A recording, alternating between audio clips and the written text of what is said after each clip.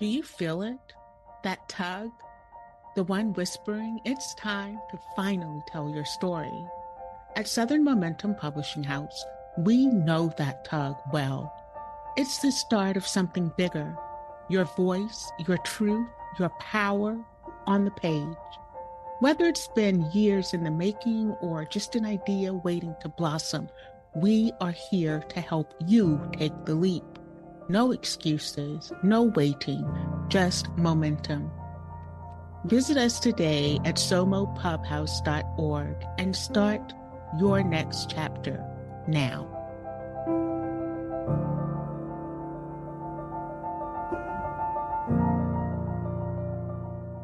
This is Vickey, your host and unlicensed therapist for Black Writer Therapy Podcast. And today I am so excited to have Miss Vonetta reign on my proverbial couch. Welcome to the Black Writer Therapy Podcast. So, did you hear the new episode of Black Writer Doula Therapy? No, not yet. They are doing something completely different and out of the box. Like, it's mad crazy. How different could it be? No, seriously. Like, I've never heard a book podcast like this before. White people know? Nah. Ella? Yeah, it's still EllaShawn. Okay, I guess I'll tune in then. Welcome to the Black Writer Doula Therapy Podcast, where Black women writers are amplified, celebrated, and invited to be their unapologetic Black women selves. Each month, a Black woman writer joins host and unlicensed therapist EllaShawn on her proverbial couch for candid conversations about writing, healing, and just about everything in between. For the rest of the month, Ella chooses hot topics from that conversation to delve deeper into and offer somatic-based, trauma-informed Black writer doula strategies. These strategies are designed to keep Black women writing through the difficult moments. Because the world is hell-bent on erasing our stories, and our ancestors and future descendants are depending on us to tell the truth of who we are. So, if you're ready for a podcast that offers more than author interviews and behind the book insights, then be sure to join us every Thursday on the Alive Podcast Network app or wherever you listen to your favorite podcasts. If you aren't supporting our storytellers, then don't complain about what is written about you and everybody else's version of our history.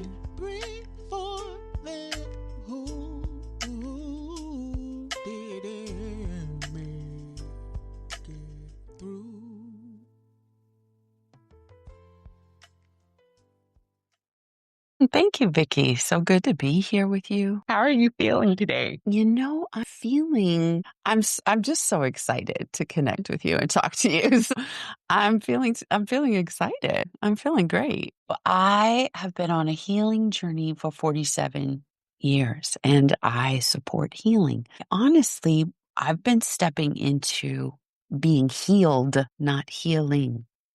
And this is something that is quite new for me, that I am owning, that I have healed, that I'm not still healing. Yes, there are still parts of me, like I have this lower back pain right now that I'm I'm doing little things that, I'm trying to heal, but I'm really more conscious of what I have healed because I've been on this healing journey for so long.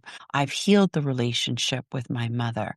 I've healed my ancestral lineage. I have healed my relationship with my stepfather and my father, who I've never met. I've healed the relationship with my sister. I've got to let it go. because I've been healing it. I brought it to all my ceremonies. You know what I mean? I brought it to my shaman, but I released it, and I released the blame. I released the judgment. I released the shame. I cried for days when I was writing it. It was so powerful for me. Yeah, everything that you just said is the reason I am always saying to people, if you can't talk about it, write. I don't care if the only thing you can do is get one word out, and that word is the greatest explicative in the world. And you just keep writing it over and over. Write, start writing, because it is, words are magic. And I say this not with a tongue in cheek. Words are magic. We speak things into being. And sometimes when we don't have the language, we don't have the words, we don't have the ability to, or the capacity to allow those words to ride our breath, right? To ride prana out of our bodies, then we have to put it somewhere. And I have always been a big proponent. Write it down and leave it on the paper, leave it on your page, right? Because I think a lot of writers, and we write heavy stuff. Like women write heavy stuff because carry heavy stuff, but sometimes we get caught stuck in that heaviness, and we see it on the page, but we pick it back up. And I don't know if that's because it's familiar, or we have ownership of it, or it's hard to detach from what feels like something that's been with us for so long. It's almost comfortable, even when it's uncomfortable. I think like we have to learn to write and leave it on the page. There's so much that you shared that resonates with me. Write and leave it on the page. Yes. I've been a journaler since I was really young, and I do feel that when I didn't have other modalities of healing, writing was that process where I could just share my thoughts with whoever was listening, with the page. It was so important for me. And when I saved all my journals. I have like suitcases of journal.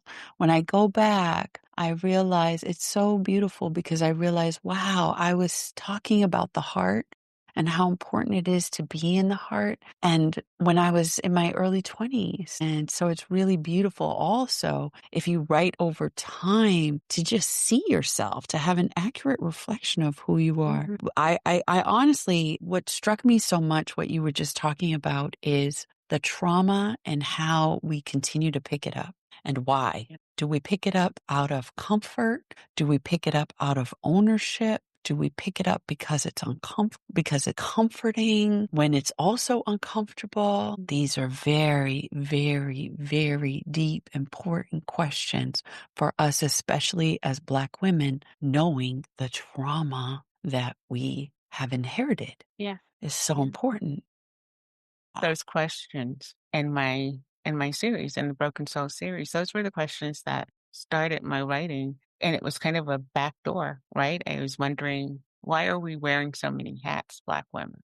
And I think I was in my 30s then. I've been with this book forever, forever. Really? I was in my 30s, and I'd had my 3 children. I had the master's degree. I was doing great in my career. I had the whole thing. I really did. And I was like, yay, me.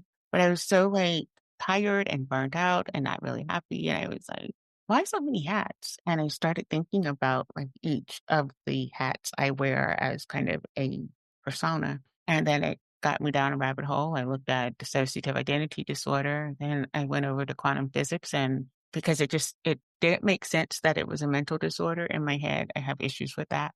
And so I was looking at quantum physics, and I was like, oh, this is a really great replica of how the universe may have. And then I started writing my character who has dissociative identity disorder. But by the time we're at the end of the series, she figures out, oh no, we are a model of the universe. And we are here to show what could possibly happen if we just gave ourselves over to our connection. And I was like, yes, sis. All of you. We were so happy for all of them to come to that conclusion. But it was from these questions, like, why are you holding on to this? And I had an author who was holding on to stuff, and he's just like, okay, I'll let it go. It was so much fun writing and exploring through that particular lens, because it gave me science to look at, it gave me psychology to look at, and then it kind of tapped into my own knowing. And I started trusting the knowing while writing that. That was like one of the ways I got more in touch with what I call my enchanted beast. Enchanted beast. I love that. Wow. This is fascinating. Can I ask you a question? Because I'm fascinated through the writing process, and I do feel that I have a couple more books inside of me. I can feel them. I can, like the fact that you're telling me I lived with this story for 30 years. I can feel not one, not two, three books inside of me, right? Mm-hmm. And so I'm really curious. Did you know that you were going to that your characters were going to end up at this place of reconciliation, integration, and understanding? Or did the writing guide you there? I knew. I didn't know. I'll tell you what I knew. I knew that my main character, would have dissociative identity disorder because it's the only way I could explore all the things I needed to explore without it being cumbersome. And so I knew that, and I knew how the story would end. There is no integration because integration would mean stagnation. And I don't think this is a spoiler alert, but the front-facing alters all got to live their lives fully, partners, children, all the things. And it did not look conventional from the outside because you have this one woman who has these three partners, is what it looks like. But she doesn't have three partners.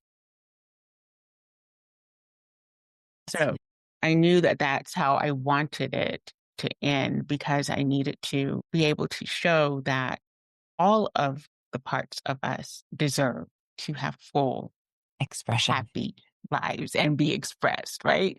And I needed that to be the kind of overarching idea. And also, if the universe wanted us all to be integrated in one thing, then it just would just be one of us, right? But we all represent a different aspect of the universe. How do you quantify yourself if you are it?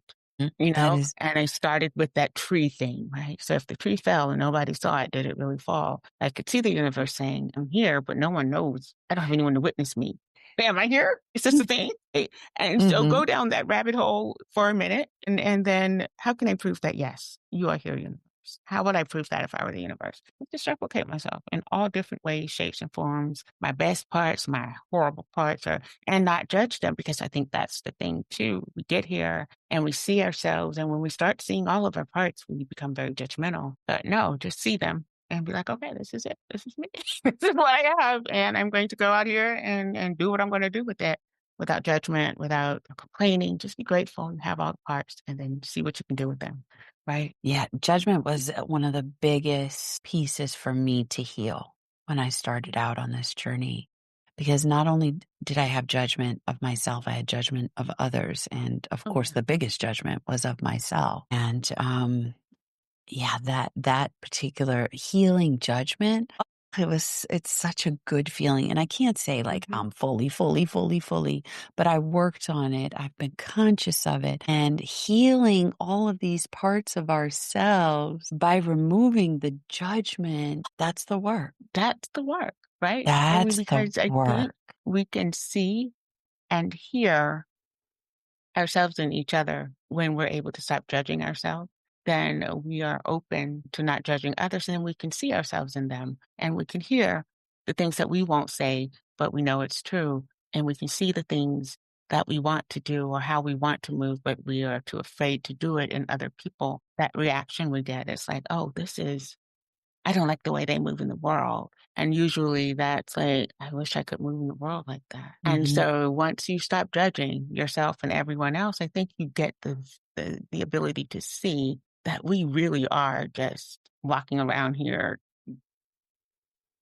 to be reflectors. Yeah, that we're all interconnected. Yeah, and I also think for me personally, I don't know if this is for you, but for me personally, letting go of judgment allowed me to see more beauty, allowed me to That part. see more beauty in myself when I began, especially as a woman in her 50s, I judge myself so much, so much. And when I let go, I was able to just see more of my beauty.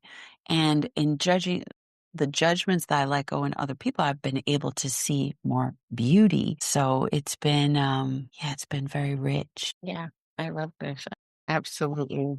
Love all of this. I am so ready to get this book. And I'm ready to get yours. Well, we're going to be reading each other's book. We may be exchanging. We can do a book club. I'm Fun. so serious. I should host a book club for your book. Yes.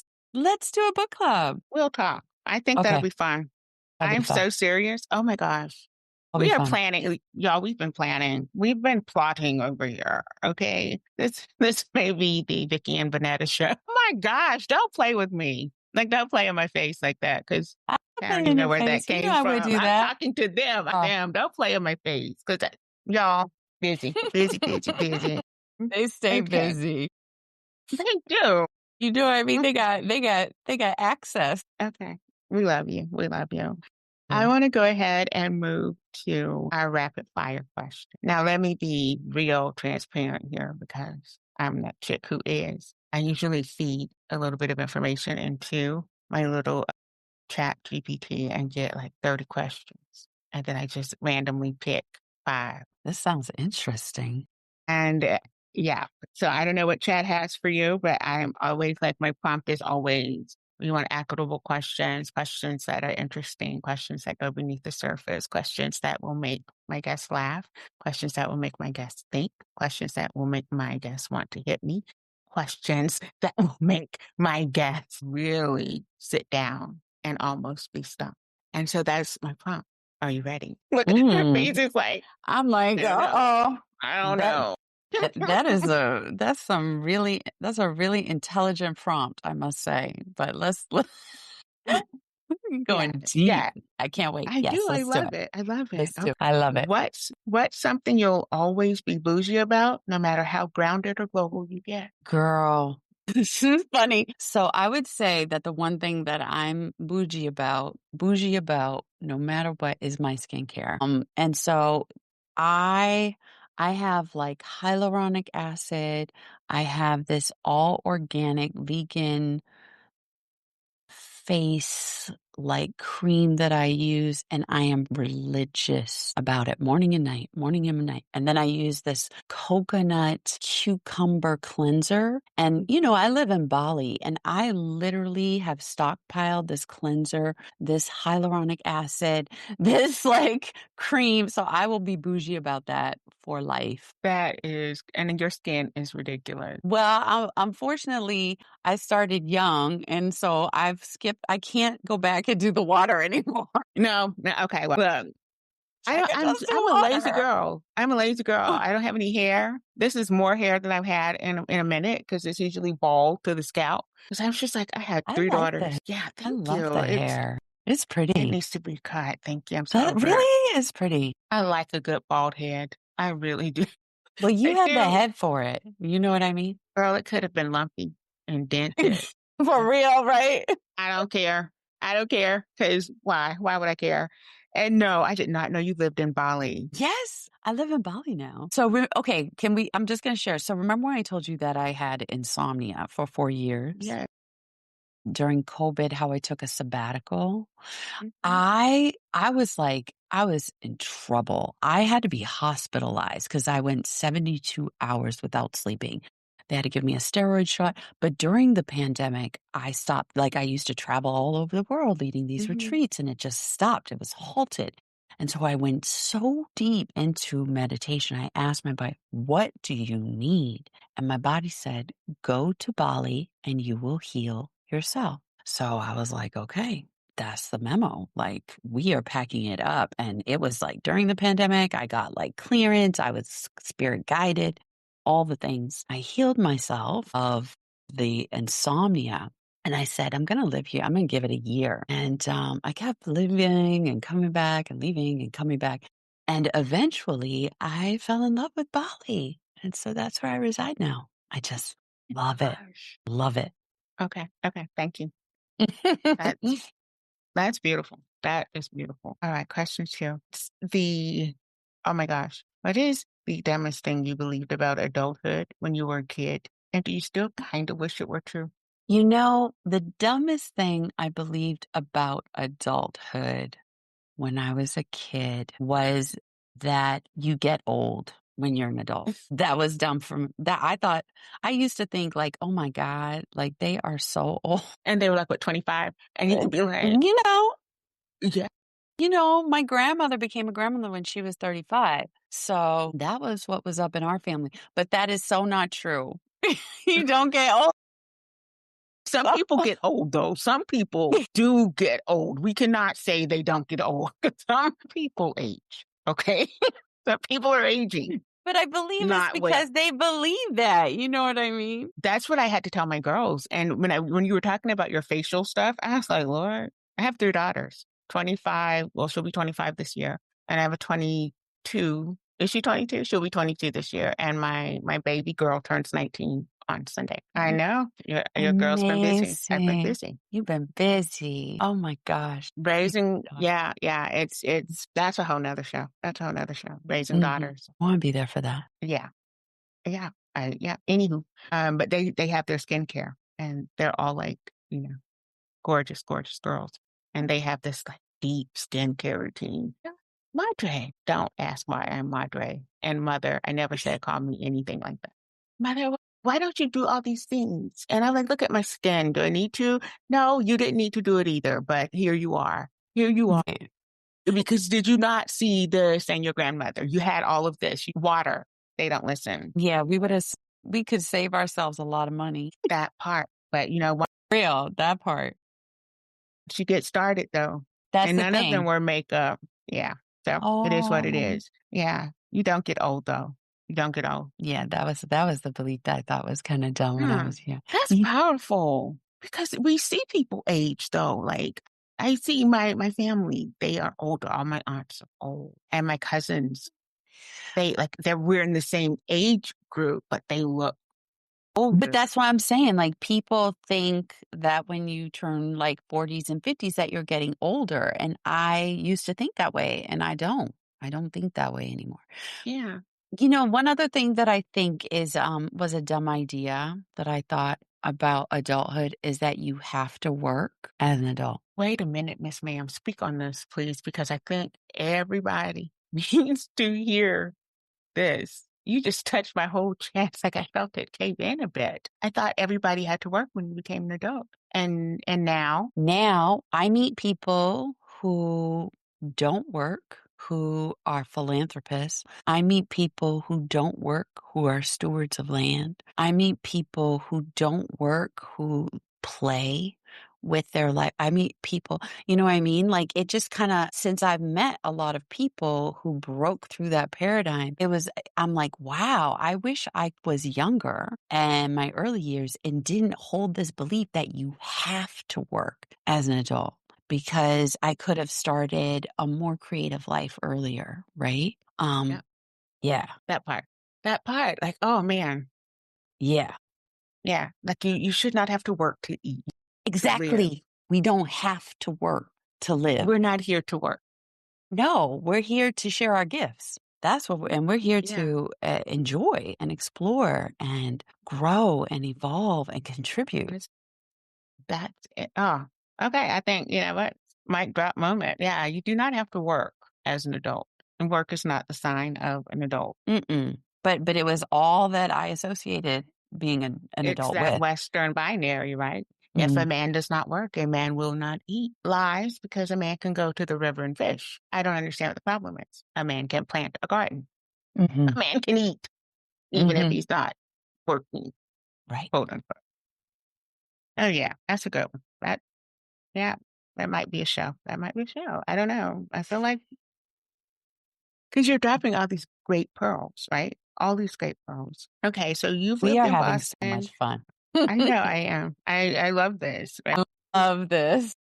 So you lived in Boston, LA, and the world, and now we find out you're in. I can't believe you live in Bali. Anywho, what's the one place that felt like it knew you before you even introduced yourself? That would be Jackson Hole, Wyoming. Okay.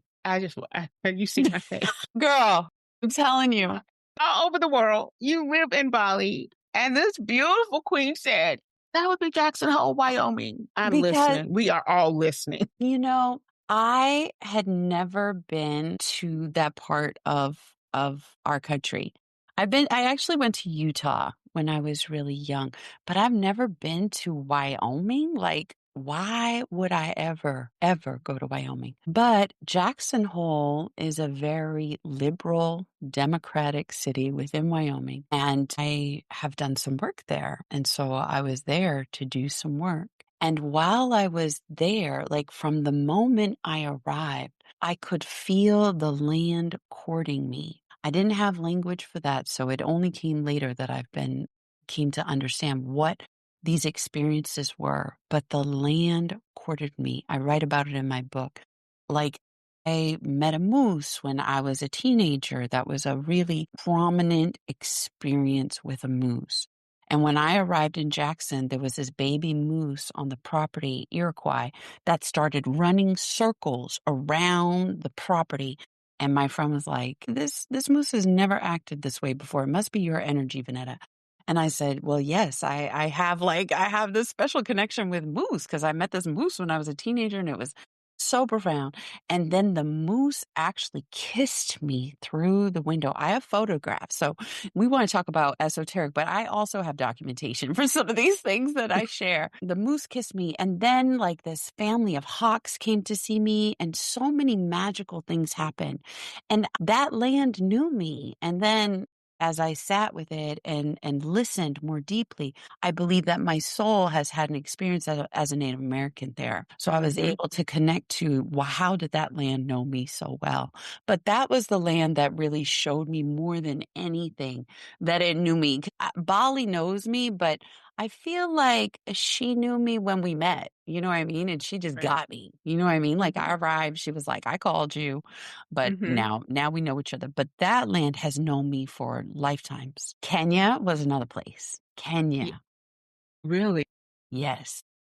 Okay, I Kenya. want the experience share because now I'm just like soaking all this gorgeousness up. So Kenya, I studied Swahili at Cornell for 2.5 years. When I saw Out of Africa, I was like, I need to go to that place. I don't know why I'm being so called. But while I was in Kenya, because I could speak the language, I was on a study abroad program and then I did some research on my own after. But I was able to talk to everyone, whereas the other students could only speak to those English speakers. So I was able to talk to the great great grandmothers of the villages, and the connection that I felt with the Kenyan people. Talk about set me on a path of service. Talk about being in the heart of humanity. That was when I really learned what it meant to be human. Was in Kenya. And it was so interesting because wherever I went, people would say, oh, you look like Maasai. I'm like, I look like Maasai. I mean, I've seen Maasai people. They are tall, they are dark, they are very thin. You know what I mean?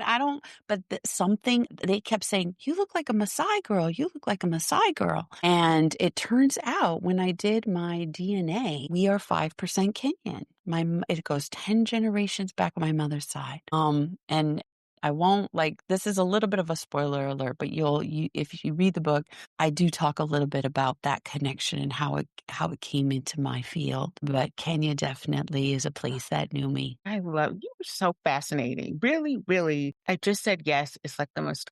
Can that be the title of your next book? I love that. I Said just said yes. yes.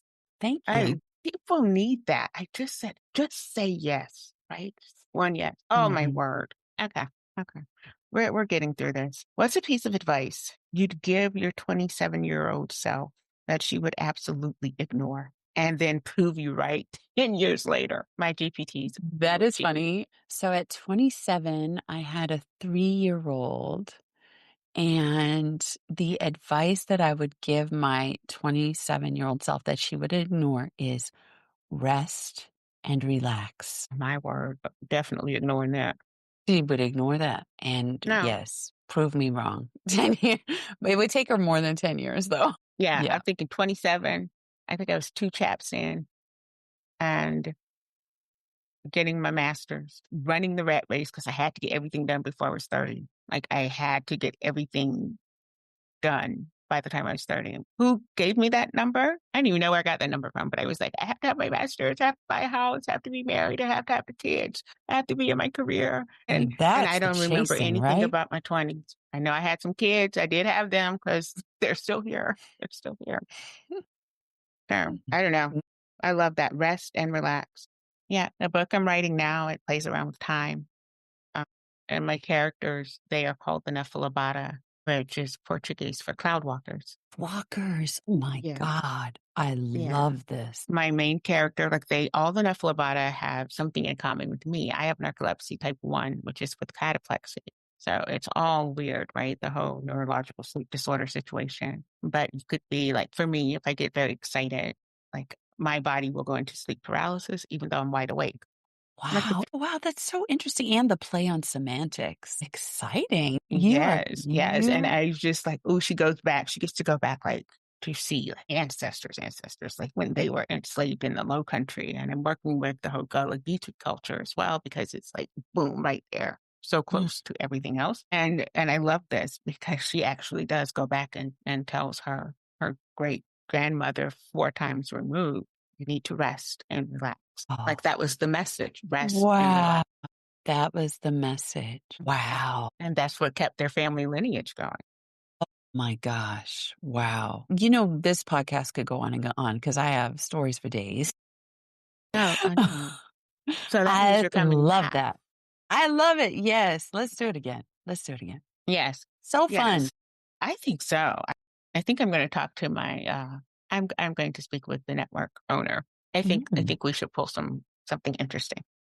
We'll Anyway, talk. last question. I know. Southern girl. Finish this sentence. If I couldn't write another word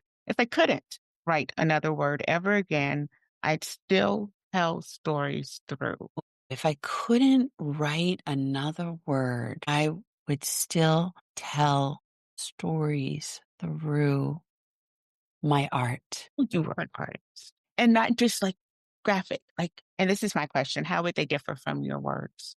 I mean, obviously 2 different modalities, but how would the stories themselves differ? The thing about it is that I think that the context of my stories would stay the same. The content would stay the same because I have these particular stories to tell. But how they would differ is, I may create a choreographed dance piece. And so the form would change, but the meaning, the story would stay the same. I may create a sculpture and the meaning I could tell with words, but it would just be a different form. And so a viewer would have a different experience. Yeah. Yeah, I love this. I think I may actually use that in this class I'm working with to have them get out of writing because they're anxious about it and have them do something else with it. Yeah, like just grab some paper and colored pencils and just allow them to draw and express from a different medium. Because I think they're stuck right now. We're looking at curiosity, decolonizing it as a function of the erotic. And I didn't think curiosity would be problematic, right? Because it's like, oh, be curious. But so many of us have been told curiosity killed the cat. Stop asking questions that you don't have a need to know. This is, because think about how many times curiosity. you've been told, stay out of adult business. You're asking too many questions. This is not for you. Sit down somewhere. And you keep hearing curiosity is not da da da da. And I didn't realize that it would be like triggering for my cohort. And it's So been some really so interesting. Wow. Yes, you can play. Imagine if you just allow them to use their body to tell the story. I've done that. They had trouble with that too. They couldn't even reach it. Like they were afraid to even reach into like, isn't this crazy? Wow. I knew what I thought was going to happen with this 10-month generative writing workshop, and I did. How about that? I did. Wow. I knew what I wanted. I thought I wanted these goals, and the whole scope has changed because I'm an old school teacher and I let my students tell me what they need from the material and from me as like a facilitator. And it's going in a place where like I see true liberation taking place, which is so like, wow, they are seeing themselves through a different lens, not quite yet the erotic, but they're through all of these, like the language of the erotic that we are working with, we are starting to embody the language in a decolonized way, which is like, yeah, the work is good. It's really good. So powerful. Wow. Wow. Thank you. Thank you for sharing your sacred work. You're welcome. That is I'm so going to look. powerful. Shaman. So shamanism, it is an ancient earth practice of being in relationship with nature, with the cosmos, with everything around us. So shamanism is very much based in natural principles, earth cycles, seasons, the four directions, the four elements. We call them sometimes the four sacred winds. So the north, the south, the east, and the west they're all connected to aspects of the self and elements. And shamanism is a way of articulating and understanding ourselves through a very earth-based system. Shamanism it can, it can span all types of modalities, from energy healing to somatic healing to plant medicine work, but essentially, like, the root of it is this earth-based system. And most shamanism is connected to the medicine wheel. A medicine wheel is an ancient cosmological symbol that is a technology for us to understand ourselves and our relationship with the world. And different native indigenous peoples will have their own medicine wheel, but there's always the same founding principles. Everything always aligns with the direction. So north, south, east, west, northwest, southwest, northeast, south, north. You get all the cardinal directions as well. But in addition, these elements, air, water, earth, and fire, are mapped to these directions. And aspects of the self, the body, the mind, the heart, and the spirit, are also mapped. And so my particular shaman, he comes from Peru, and we follow a medicine wheel that fortunately and synchronistically aligns with my Cherokee ancestral shamanic medicine wheel, where in the north is connected to the ancestors, to the air, to clarity, and that's connected to the mind. The south is connected to the heart, the emotional body, and to water. The east is connected to the rising sun, to fire, to transformation, to the spirit, and the west is connected to the physicality of life, or the ground and the earth and our physical bodies. And when we work through that particular lens, we can begin to support each person's journey from where they feel stuck in different aspects.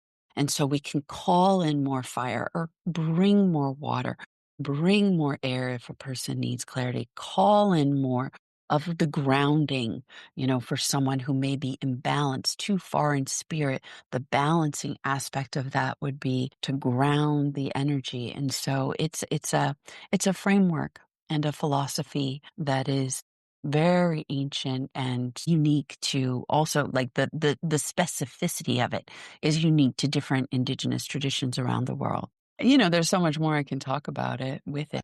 But that right there, yeah, people have different ideas of what it is. I'm going to compile a few pieces of information so that I can put it out in the show notes. But it is a framework. It is a philosophy, first and foremost. I love that. I love that. But is being a shaman a calling? Are you born as a shaman? Do you just get this urge?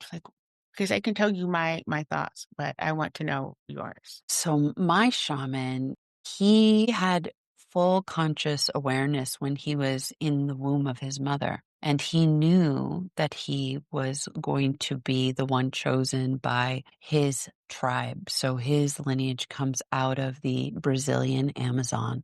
That's his grandfather's lineage. So he knew that he was going to be the chosen one. And so he was actually chosen to be a shaman. And then they trained him, and they told him that he was the one who was to carry the sacred wisdom of his people to the Western world. And shaman was an ethnographic term that was coined by an anthropologist in, like, the 1800s or early 1900s. But really, Shamans don't call themselves shamans. The real shamans call themselves keepers of the sacred wisdom or keepers of the sacred knowledge. So he's a keeper of the sacred knowledge that he brought to the West. I feel like I was chosen and called into this path because it wasn't something that I decided. It was never a part of my consciousness, like, oh my God, I want to be a shaman. But it's funny because I have a friend and she's a hairstylist and she's a healer when she works with people's hair. But she's like, Vonetta, I'm a shaman. I said, babe, nobody wants to be a shaman when they really understand what goes into this work. And she was like, oh my gosh, she was laughing so hard. My God, here I am calling myself a shaman.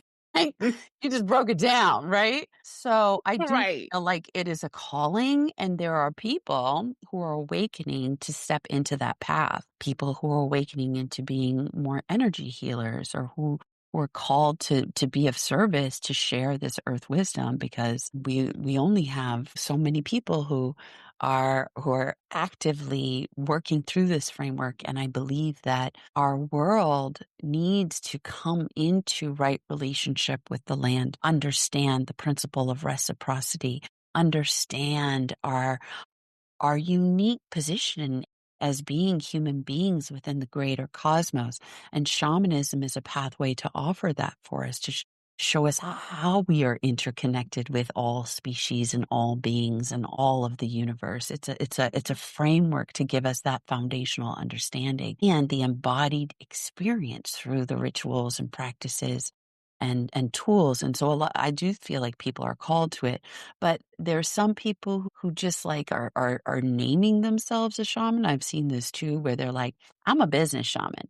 But if you don't understand what's really going on, I would refrain from calling yourself a shaman and really do the deep work of diving into the philosophy, the practices, the rituals, the teachings, and it's so vast. You know, in the Mayan tradition, you talked about cloud workers. In the Mayan tradition, they have a whole system of astrology and astronomy that is based in understanding our relationship to the sky. Because so they have skywalkers and white dog speakers, and there's so much to learn. So I feel like our ancestral wisdom from Africa is shamanic. I mean, everything that I learned from my ancestors is the shamanic wisdom that they've given me. It's about rhythm, and it's about sound, and it's about vibration, and the heart and love and practices of dance and drumming. All of that falls under shamanism from my perspective. Okay. Well, there you go. And confirmation, right? Because confirmation. Yeah, and I often tell people the desires of your soul are not the wants of your heart, because the desires of your soul are things you probably are like, this Right. what you want. And that's when you know, but you can't stop thinking about it. And all you can do is, how do I get to where this place is, where my soul desires me to be? Even though I swear to Bob, I don't want to be a farmer, right? Girl, yes. And what this is so interesting. The desires of our souls are not always what our hearts want. And it's really because we're not living fully embodied from our soul's truth. And I feel like when you start to really live from your soul's truth, then you start to realize, oh, wait a minute. Actually, that is my heart's fulfillment. You just don't know it yet. Mm-hmm. The wisdom of the soul is seeing a wider perspective than we are. And so the way Yes. to get there, to really be the living embodiment of your soul's desires, is to just listen. Listen to every little breadcrumb that shows up, right? Every little breadcrumb that you get, that you can discern from ego, mind, and soul speak and follow. Say yes, right? Say yes to That's it. every, Just say yes. just say yes to every little step. You just say yes. Yeah. Yeah. Yeah. That is, man, I have so much to think about, and so much. Oh my But, gosh. it's so true, because I tell people, I'm like, if my shaman had told me that he was apprenticing me, I would have been like, hell no.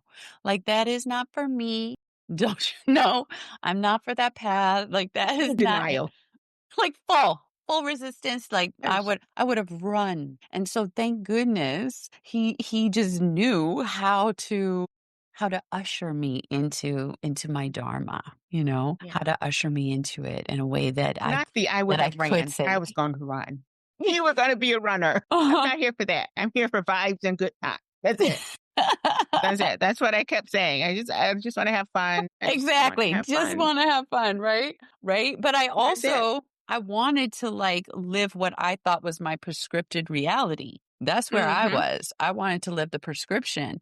And I didn't know that there was something so much better, so much Right. more enlivening, so much more peaceful, so much more easeful, so much more graceful, so much more aligned than what I thought I knew. Yeah. I think So when I in the had to beginning let you go. said, what did you say? And I said to myself, oh, this requires surrender. And I don't know where it is now, but I remember writing it down. Yeah, this requires surrender.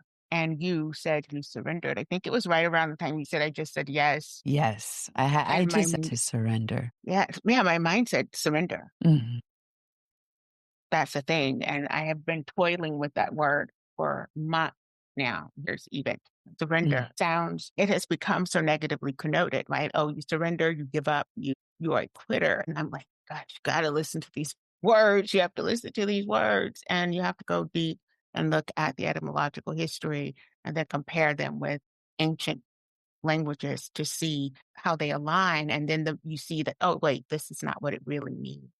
It Right. means something else. And so when you speak these words in the way that you've been taught to speak these words, then you are speaking your own demise because words, frequency, they affect matter. And so you have to be clear on what you're saying, why you're saying it, and have an understanding of it, right? Like I will feel safe enough to stand inside of this knowledge because I know I'm protected.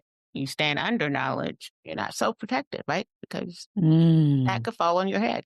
You're not wearing a helmet. So beautiful. The inner understanding is so important. Yes. And I agree. I oftentimes will look up words just to make sure that I am clearly understanding because I do believe words are so powerful and that we can speak them to support whatever it is that we are creating. Do you know the term abracadabra? Yes, I do. So the actual saying is abracadabra, which means as I speak, so I create. Indeed. As I speak, so I create. So every word that we speak, we are creating our life experience. It's so important. I know. How powerful is that though, right?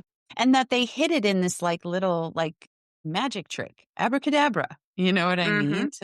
To bring Right. that ancient sacred knowledge through. As I speak, so I create. Yeah, so powerful. Yeah, I never think of surrender as giving up. I know that we learned that, but I think of surrender as a strength. It's a way of allowing, I of like that. just simply allowing. A lot. Yeah, some of my friends are talking about surrender with agency, and I'm like, oh, that's so funny that we have to add all these other words. You know what I mean? Surrender with agency. I don't even know what that means. I'm going to be honest with you. I have no idea how to decode that. Because I Agency. think people are like, oh, if you surrender, you're giving up. So you have to have your agency. So we need to make sure we add our agency. It's an interesting dialogue, right? To consider that. But if you really are understanding surrender means that you would never give up your agency, but you're actually leaning back into a flow that is already exists for you. You have full agency in surrender. Yeah. Yeah. Okay. Yeah, There it's you go. interesting. It's interesting. I would never say that. That's too much to say. Right? It's a lot. It's a lot. Tim, we have some economy of words. Okay. See, and there is why I tell people I am not a nice woman. I don't even pretend to be because that's a lot of effort too. That's a lot of effort being nice. But I'm honest, I'm fair, and That's what respectful. matters. Those values are the most important. Yeah, I'm respectful. That's important. I'm pretty Yeah. sometimes. Anywho, it's time to play the game. Let's play the game. I think you're going to crush it. I really do. So I have, let me see, do I have anything I can hold up so that you can see these? Can you see these little cards? Yep. I see. Can you tell as a teacher? Well, so For I have real. cards 1 through 10, Okay. and I just need you to pick a number. Okay. 7. I promise you, this is the only number that gets picked. I'm not playing. 7 and sometimes 8, but I'm like, are you all like, what is happening? Nobody picks anything else. You want me to pick My someone other, else? I can pick. no. I'm a firm believer that what you pick is what you pick is what, yeah, but everybody picks 7, which says that I think I have done a really great job with my guests, because you guys are all in alignment. Like, that's crazy. Right. That's Right. crazy. That That's what I was, interesting. yeah. Yeah, That's that's what so I was getting interesting. at, is that everybody has been 7. So, this game is called The Audacity of Game Changers. And I am a firm believer that that's exactly what Black women writers are. We are game changers. We are the game. What are you doing? We're the game. We're the game makers, the game changers. We rank the in, but people have to believe that. We have to believe that before we can really kind of get in there and do the things that need to be done. Again, whole nother story. I would like for you to choose a letter out of the word audacity. I am going to choose the letter A. Okay. We have 2 A's, and I'm going with my first one that's in the pile. I have never chosen this word before, so you're probably not. Can you see that? What does it say? Awakening. Pick this word up. Awaken. And that is a word that has to be used. And your topic is growth and resilience. And so what you're doing, Mr. Haney, is an impromptu short story. Your face. You are going to crush it. You get 5 minutes to start telling your story about awakening and growth and resilience. And your time starts now. There is a girl. She grew up on the streets of Detroit to a family of wild ones. And she began this way, understanding life from different perspectives. But as she grew up and she went to school, middle school and high school, she was told that she needed to move in a certain way, that she had to walk a certain way, talk a certain way, think a certain way. And she began to lose connection to that beginning where she grew up with these wild ones, people who hollered, people who would slap their knee and tell a joke in a heartbeat, people who loved to sing and dance and express the Holy Spirit whenever it flowed through them, because she wanted to be somebody. She wanted this strong, successful career. And so she created these walls of strength inside of her so she could stand up and speak at the boardroom with all of those tied people. And she wanted to prove herself. She wanted to show the world that she was something. She wanted to take care of her babies and take them to the places where some of her older folk had never been. But soon enough, that world that she was pushing and striving to step into, it became harder and harder for her to actually breathe inside of it. The walls grew taller. Her feet felt like cement when she was walking. And eventually she just stopped. Fortunately for this woman, she was connected to some beautiful people in the world because she had such a big heart. And she was able to draw beautiful human beings like her, heart-centered, into her field. And one of them told her about a journey. She had no idea. She was so curious. She didn't know what was gonna happen. She had no clue what was going to open up when she would step into a sacred ceremony. She arrived at the property and she was just so happy to be outside of the wild world of Detroit, out of the city, into nature where there were butterflies and bird songs and the grass was bright and green. And she sat down in a circle and someone gave her a cup of cacao, this sacred medicine that comes from these ancient trees from the Andes, thick like chocolate. She drank it and it began to open up her heart.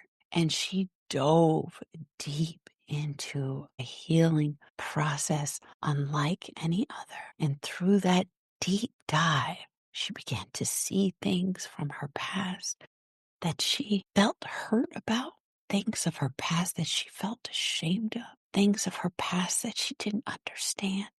And one by one, she began to bring them up into her heart and just be with them. And slowly she began to find more love for herself. Once she stopped and realized that she could not breathe, she knew she had to breathe in another way.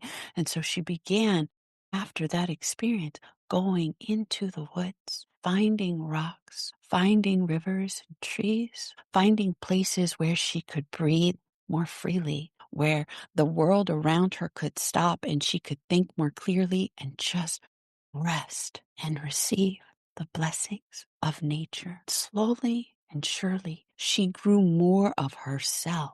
She grew more into her true self, her true nature. She grew her strength. She grew her confidence. She remembered who she was and where she came from. She began writing. She began speaking up for herself. She began asking for what she needed. And even still, it doesn't mean that times weren't hard.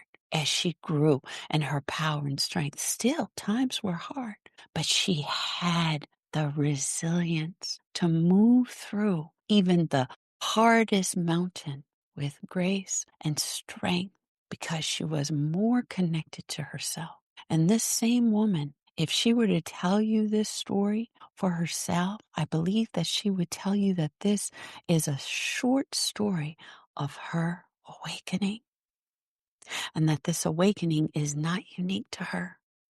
Because what we are learning from all of the corners of the earth is that people are finding their way toward awakening in droves, faster than we even know. And more people are getting connected to earth. They are remembering the songs of their souls, and they are finding others like us to commune, to connect, to share with, and remember that we are all awakening. And that is the end of my story. Thank you for that invitation. Oh, I love that. I love your game. My gosh. Thank you. Like, I thank you. I cannot believe you just did that. Mm, That I'm was glad you fun. enjoyed it. I enjoyed I'm so glad you enjoyed it. I am just, yeah, okay. I enjoyed What it so much. to say. I take these short stories, these flash writes, and I set them to music, and I send them back to my guest as a gift for sharing that with us. And I'm just like, oh my gosh, I have all the feels, and I'm already thinking like, what's the video going to look like, and all the things. This is a whole meditation. That Wow. was fun. We are at the end of your session. I have Um, enjoyed being with you so much. Like, just like pure delight. This has been so fun. I'm so glad that you we are here, right? That this happened. It was It divine was timing. destined.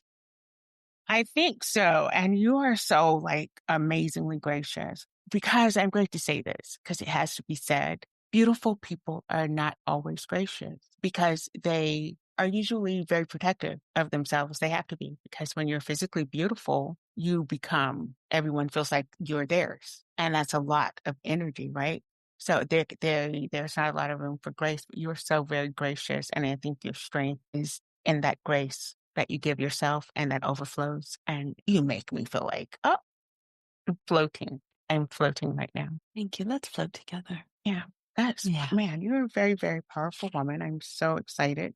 I can't wait to edit this. Can't wait to stay in touch with you, because I think that's the thing. I think that's going to I be a think thing. that's the thing. I think that's the thing. Tell the listeners how to get in touch with you. If they want services, do you do virtual? Yeah. So the way to get in touch with me, you can go to my website, VonettaRain.com. It's still being developed. So that is my author website for the book specifically. And I also have a website, VonettaETaylor.com. And you can follow me on my Instagram, Vonetta E. Taylor. It will also say Vonetta Rain because Vonetta Rain is my pen name. But, what I do a lot of mentorship. So I have a Rise Leadership mentorship.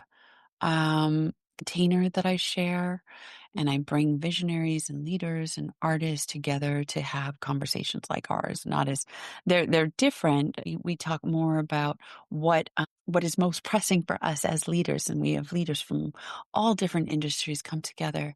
But that's a really great way to connect with me and to follow me on my Facebook, my Instagram, because I'm traveling. I'm in different places, and sometimes, I, like you, I listen to the call of spirit. And if spirit says, "Hey, I want you to offer this," that's how it comes through. But right now I have these containers. So mentorship, spiritual guidance containers for one-on-one, small group, and then a larger container where people can work with me. I love that. I love the use of that word. I'm learning that containers are so, important for us. And that idea of a container or an ecosystem. Yeah, language is becoming so focused. And I love how careful we are with our words. Yeah, I love that idea of the ecosystem, that the container supports the ecosystem to thrive. Yeah. Yeah. Really, really important. Really Wow. important. Okay. This has been amazing. And See you later is more like it, right? I think so. I am so excited that you were here. I'm going to end this recording because you know what? I still got to talk. I still got stuff to say. Bye, y'all.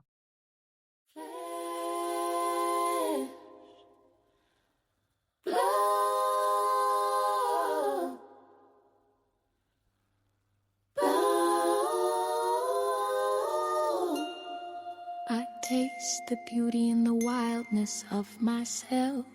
It calls to the part of me that longs to run with wolves. Dirt, rivers, trees. I hear a fresh way of being in my newness. In times when others may only be aware of the change in the timbre of my walk. Wounds, abuse, corruption. I feel the colors of black, brown, red, ochre, and indigo as they wash me in hues of my ancestral revival. Healing process, intention. I am a kaleidoscope of fluttering wings, born of struggle and destruction, and powerful ending. The ache of solitude is the first sight a brown body comes to appreciate. The second is the cover of a blue-black night in multiple lifetimes. I have known the sweet surrender to imagine worlds that no more exist than my right to own what I was born as. Brown body woman, don't you know no good? Brown body woman, you won't ever be no good. Brown body woman, don't you know no good? Brown body woman, you will never be no good. The first time was my fault, the second time left the scar in the middle of my back. The third and final time I gave myself the right to become the suture that would start the process of my healing. Brown body woman,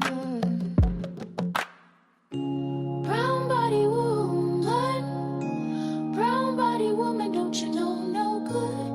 Brown body woman, you won't ever be no good. Brown body woman, don't you know no good? Brown body woman, you won't ever be no good. Stitch 1, you are a phenomenal brown body woman.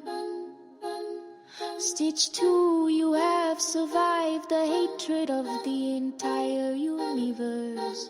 Call yourself what you are. Stitch 3, I am that I am. They know not what they do when they smite me. Stitch 4, I sit high and watch for a time such as this. Yes, this time known to men as the age of Aquarius. I am risen. Stitch 5, I have raised both hell and heaven. Let the brown body women bathe in bloody rivers. The fleshy earth covering my bony tree. Stitch 6, tomorrow does not exist. You brown body women are the disjointed timeline.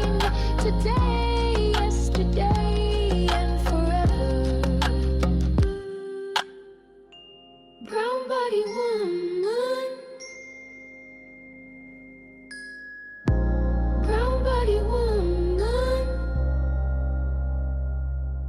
You are, you are, you are, you are.